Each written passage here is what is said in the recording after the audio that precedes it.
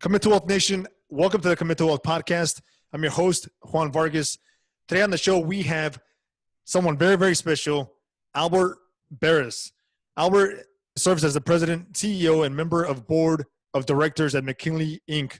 He has extensive experience in the acquisition, financing, management, redevelopment, and development of real estate assets. Mr. Barris has been responsible for acquiring and managing assets in excess of the billions. So I'm not going to give you an exact number because I want him to kind of give us that. But I know it's been in the billions. So Albert, welcome to the show. Thank you very much for being here. Well, thanks very much. Good to be with you and with all of your listeners as well. Thanks for having me. Yeah. Thank you so much. And why don't we start with, telling us where you're calling us from and kind of fill us in a little bit on your background. Yeah, sure. Well, I'm sitting at our corporate office in Ann Arbor, Michigan. And our company is McKinley, and we're situated and located in downtown Ann Arbor. And we're a privately held, family-owned real estate investor. My partner and I and our families own the business and operate the assets that we manage for our own account. Awesome. So you said that you do it, pretty much on your own. So that means you're not, bringing other guys, you're not bringing in other investors or other institutions, or you're not partnering up with anyone. You're kind of doing it on your own in-house. Exactly right. No, at this point, it's just our own capital. We don't have any outside investors. Everything that we own for ourselves. Like a lot of people, we started out as syndicators and we raised capital, but about 1991, we crossed that line and haven't gone back. Right now, everything we do and have been doing since then is really just for ourselves and for our families and for our own account. Awesome. So let's start off by, telling us where the name came from, McKinley. Yeah. Well, my partner started the business in 1968, and there was a property that he purchased along with on a street that was named McKinley here in Ann Arbor. So that's the background. There's no Mr. McKinley. It doesn't really exist. Yeah, I was kind of wondering. I was like, well, where's Mr. McKinley? So no, that's a good background. Yeah. So that was the starting point, and so it was a good point to also name it this way. So okay. So what type of properties do you focus on now, and what makes up the biggest percentage of your portfolio? Yeah. So we're long-term holders of multifamily real estate. We own workforce housing. So those are, most people will call, B garden apartments. And we're in markets that we super dominate, and they're also major employers that will never go away. We own and operate 17,000 units for our own account for our family's business. And then we manage about another 3,000 units for others, but our primary business is managing and operating the 17,000 units that we own for our own account. That makes sense. So 17,000 units and you said how many? 3,000 that you manage for others. Why not make that side of the business a little bit larger? Yeah. So a couple of things. One, I think in addition to that, we have a portfolio of investment grade triple net assets that we come in and come out of as part of having to be involved often when we do get involved with 1031 exchanges. So that's part of our business. But the other part, to answer your question quite directly as it relates to the multifamily, we manage everything ourselves. So we're owner operators. So there's a natural limit to what we think we can do well. We are extraordinary at what we do, and we market lead everywhere we operate. So for us, being average isn't good. We have to be exceptional. So I think that we could probably be at 40,000 units if we wanted to be something other than exceptional. But I think the reality is for us, having a great return on investment on the assets that we own, plus those that we work with for others, is more important than being large. So for us, being great trumps being large. Makes sense. Yeah, I got you on that one. Yeah, yes. So what are the most important factors that you look at when determining what market you want to look at and invest in? And what markets are you currently in now? Yeah, so that's a great question. So as I mentioned earlier, we're looking at workforce housing. And so these are people that are our customers that have to wake up tomorrow morning and go to work. So it's, so the job that they're linked to is critical in our investment thesis. So if there isn't a job, they can't pay their rent. So for us, finding markets where there are major employers that we say never go away is critical to our investment thesis. So I'll give you two examples. One is Orlando, Florida, and the other one is Ann Arbor, Michigan. So in Orlando, we're throughout metropolitan Orlando, but if you wanted to take for a moment, we have a very large concentration of assets in the theme park market. So we're located between Universal and Disney. So the reality is that you can't rebuild that tourism commercial infrastructure anywhere else in the country. You can't build those theme parks. You can't build those hotels. The reality is, Orlando will be what it is. And then the people that need to work tomorrow morning at Disney or need to work tomorrow morning at Universal are living with us. So, we're comfortable that when we look out 10, 20, and 30 years, there's going to be a Disney, there's going to be a Universal, there's going to be the 230,000 hotel rooms that are there so people can stay and growing. So there's an example of being next to an employer or employers in this particular case that will never go away. The same can be said true of our market in our portfolio in Ann Arbor, Michigan. So we don't do student housing, but our portfolio surrounding the university. So, we're next to the medical center, and there are 12,000 jobs there, for example, the medical center. It's a fantastic, teaching hospital. There are actually 7 teaching hospitals that make up the University of Michigan hospital system. So it's a terrific employer to be next to. They're nurses, they're x-ray technicians, people that have to work in the hospital every single day. They're living with us. And the same can be said of people that are working at the university itself. So for us, we sort of view Ann Arbor a lot like we view Orlando.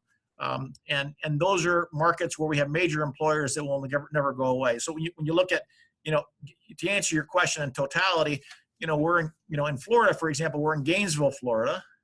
So the University of Florida, Gainesville is like Ann Arbor.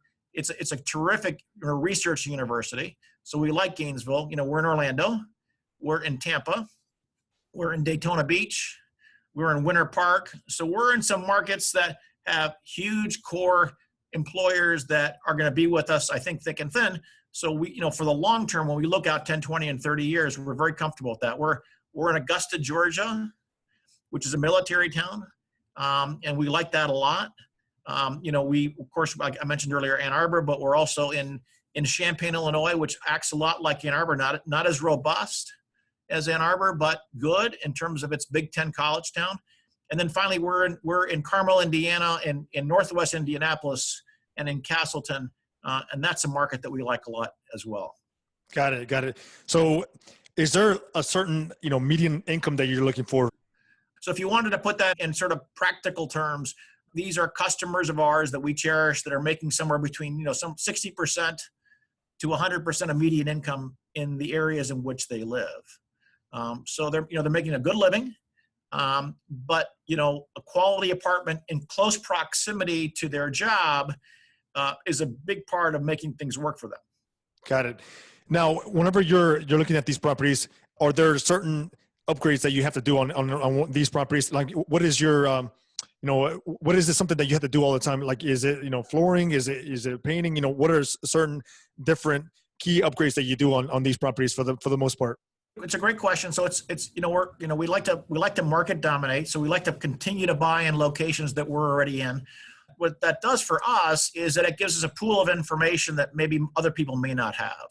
So we know what a building could act like if we did the things to it like we do to our own buildings. So if we renovated it a certain way, if we operated a certain way, we can change the financial behavior of that building, and we can make it act more profitably compared to, like, let's say, with the way it's acting now under the current ownership and the current management.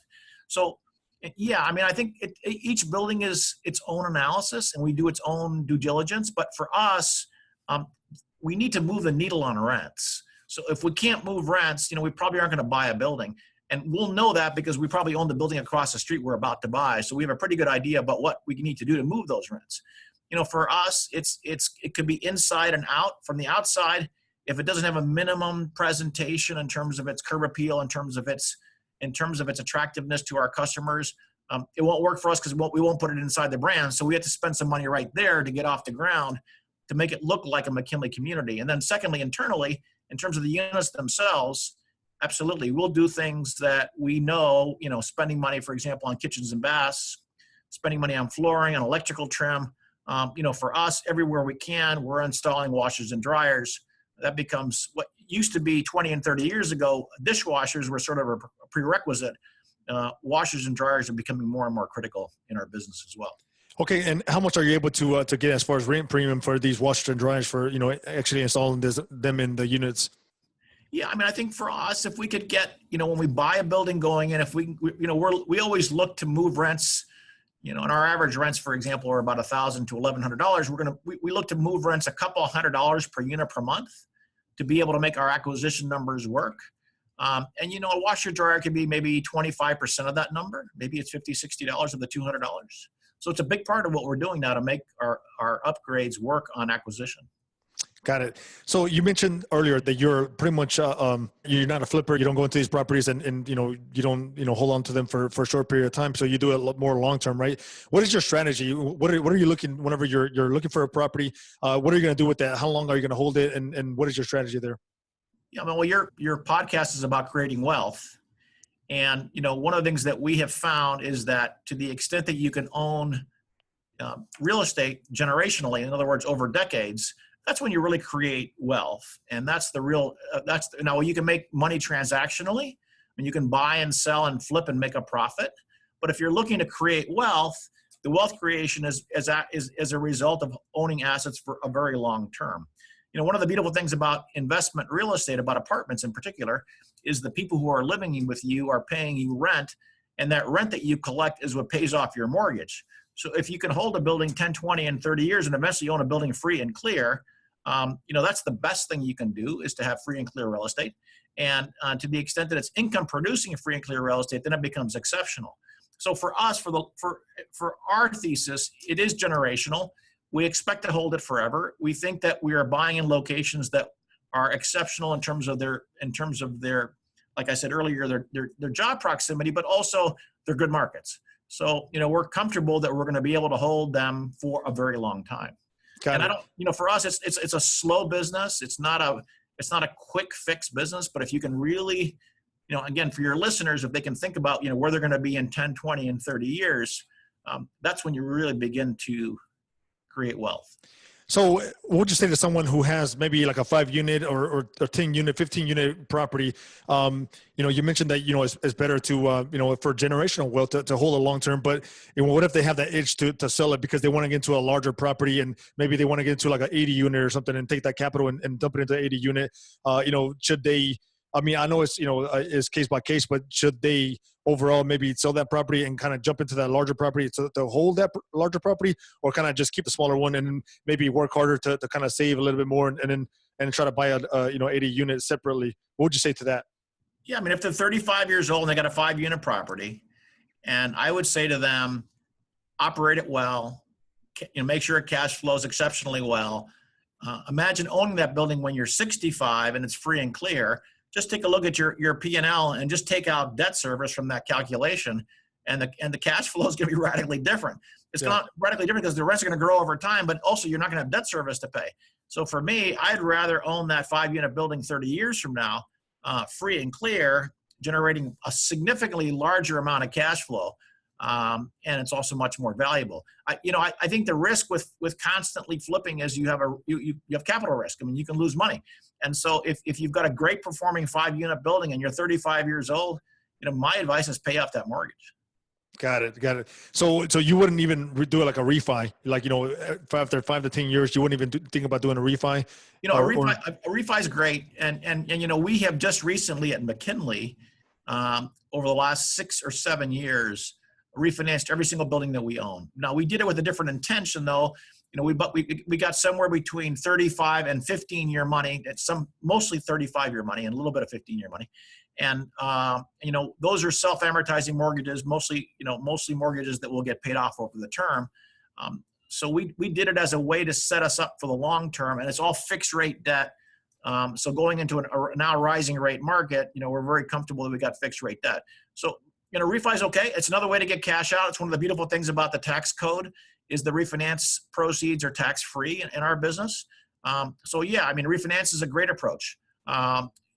Paying off a mortgage over time is another good one as well. Got it. So with the state of the market, the way it is now, like these days, we're, towards the top of the cycle, and if you look at all the reports, everybody says that we're at the top of the cycle, right? So what are you doing now? Are you still currently buying, like you were maybe, 5, 6 years ago, or what is your strategy there? Yeah, no, we're not doing that. No, we're not buying. We're not. First of all, we're looking at a lot of things and not buying very little. I mean, I think last year, I get together with our team here often. We for every 100 deals that we looked at, we may have bought one. And so that's a lot different than it was, let's say, in 2010, 2011, when the market was just collapsing, and we were able to buy 20% of all the deals that we were looking at versus 1%.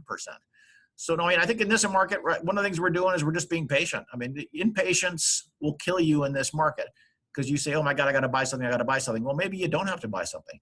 So what we have found is that we've had three specific growth spurts in our company. In other words, there are three down cycles, and we grew a lot in those down cycles. And then we really didn't grow a lot outside of the down cycles. So we bought right in the down cycles, and we stayed out and were patient in the other times. And so I think right now, for us at least, and I know some of the experienced investors that we know, it's a good time to be sitting on the sidelines, accumulating cash and getting ready for the next opportunity, which we think is going to come. Got it. So it's safe to assume that you would agree with Sam Zell. He recently stated investors must resist the urge to buy. You would pretty much agree with that, right? I would never, ever, ever, ever disagree with Sam. That's for sure. Yeah. I mean, he knows what he's doing, obviously. So, but we came at it from different angles, and sounds like we have the same advice. Yeah, there you go. Yeah. So, now that we're kind of in the market, kind of timing, the market, and you mentioned that you've been through a few different cycles. What did you learn from those? And for those of the guys that are just buying and they're getting all the all the benefits from an up cycle, but they haven't necessarily been through a down cycle, and so they haven't seen the ugly, the nasty yet. So what would you tell those kind of people, or anyone that's buying at the moment? What words of caution would you say? Yeah, I mean, run scenarios that are pretty bleak. You say, well, rents can't go down. Well, we've seen rents go down 20-25% in down cycles. So they can go down. So that's one thing. Make sure you have enough cash on hand for that down cycle. One purpose of the cash is to make sure that you can get through the down cycle. The second purpose of the cash, and is important for us, is that you could grow in a down cycle. So we've been through 3 down cycles. For us, in the early versions of those, in other words, the first 2, we didn't even have enough cash to stay alive. By the third, which was 2008, 9, 10, and 11, we had learned our lesson. Not only did we build enough liquidity to stay alive, but we built enough liquidity to expand. So the real trick in an up market or down market is not just having enough cash on hand to stay alive, but what can you do to make sure that you can expand your business? So if you're doing that calculus now, in other words, if you are setting aside the liquidity, or having investors along with you that are setting aside the liquidity to get ready for that down cycle, and then you can take advantage of the situation, because obviously it's going to get bad. And that's okay, because you plan for that and you know what the math is going to be like when it gets bad. But more importantly, when it gets bad for you, it's going to get horrible for everybody else. And that's when you want to capitalize and take advantage of the opportunities. Yes. So whenever it's down, you obviously that's the time to go in, and as opposed to what's popular belief is like the sky's falling, don't go in right now. But that's actually when you have to get in, and you go in and you sell your kids if you have to. Just get in, But yeah, I want at this place, we're not going to sell our kids, but we still have money and not worry about that. But God bless for that. But anyways, no, I think for us, it's going to be we'll be very ready and very aggressive. We'll be ready to pounce, because everybody says, well, it's never going to go back down. Well, I'm old enough to tell you that it's going to. Yeah. It's not a matter of if, it's a matter of when. Yep. And that's something that we don't know, and so just got to be ready on the sidelines. If that's your strategy. So I want to talk about what has been your biggest factor in your success, up to this point. I think we work hard. We're honest, genuine people. We've never screwed anybody, and we've done right by people, but we work really hard. And so, we care for our customers a lot. We're passionate about caring for our customers. And, sometimes, it isn't to be the smartest person in the room. But I've always found it's to be the hardest working person in the room. Got it. I love that answer. So, and how many employees do you have now that, that work with you in your companies? Yeah, it's about 1,200 people. They're wonderful, every single one of them. Fantastic people. Yeah, so you have been able to build a great environment, a great community within your organization, and I think that it also attributes to your success. You can't do it all yourself. And so you got to have great people around you, and the best of the best, right? So I can see that. So what would you say to someone who wants to someone who has already done a few deals? Let's say they've done 5 or 6 deals, but they want to get to a level of success, similar to yours. What do they have to do to keep pushing, to keep, besides the hard work, like you mentioned earlier, what key factors do they have to do to kind of get to that level? Yeah, I mean, be a good planner. At some point you're gonna have to take some risks. And so that's just understood. Work hard and stay at it. I mean, there's no reason why everybody can't really accumulate a very large portfolio of apartments like we have. It can be done. So just kind of stick with it, be persistent, and be consistent, and just keep pushing. And like you said, plan ahead and be ready and take advantage of the down cycles whenever they do happen, right? Yep. So that's where a lot of people have true success is taking advantage of the markets and the timing of the market. So what failures have you encountered, Albert, and what did you learn from those? Well, the number of mistakes I've made are many. To answer that question, yeah. They're numerous, and I'd probably a whole different podcast on its own if we had to go through all of those. But the answer is, I try not to make the same mistake twice. That's probably the best advice I can give you. So, I mean, I've lost a lot of money on individual specific things, and what I learned from that is I stamped it on my forehead, and I don't try to do that twice. So, if nothing else, I try to learn quickly and try to understand what I did wrong. And always learning, like any good entrepreneur needs to understand that you are always going to make mistakes every single day you wake up. So it's not a question of that you're not making mistakes. If you're not making mistakes, you're not in business. So you should be making mistakes. The question is, are you learning from them? Are you iterative? And are you able to pick up what you did wrong?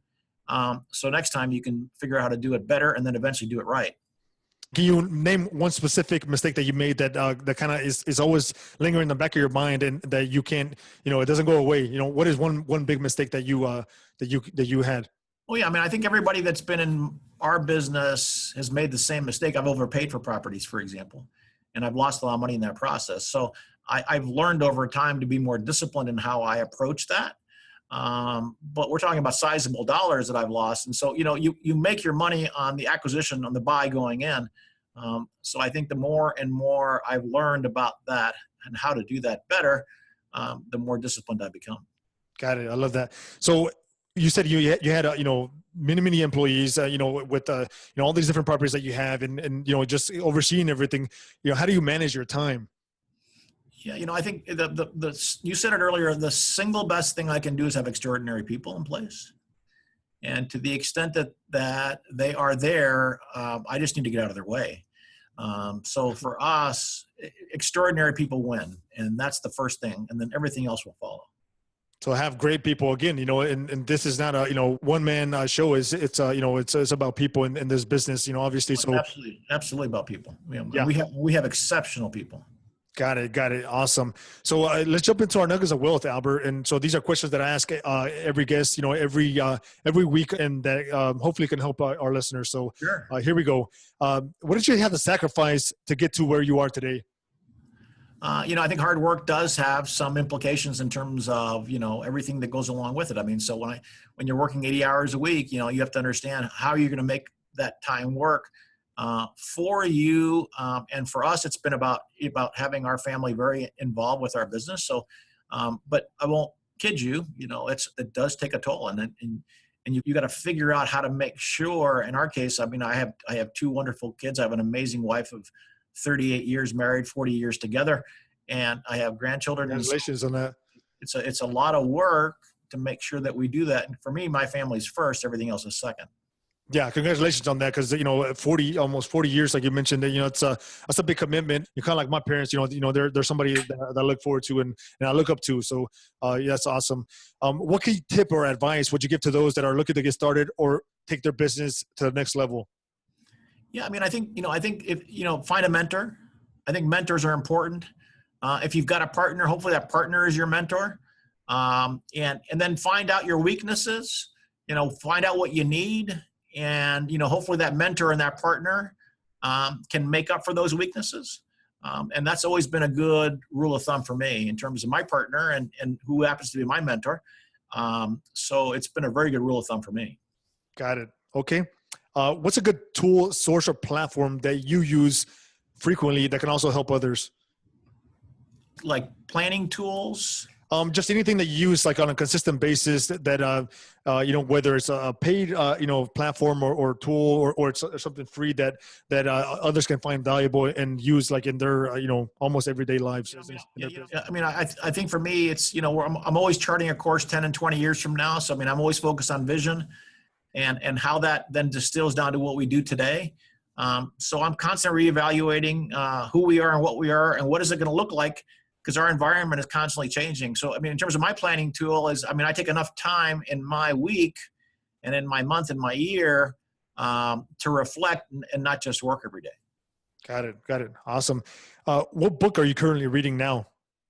Oh gosh. Well, that's always a fun question. I'm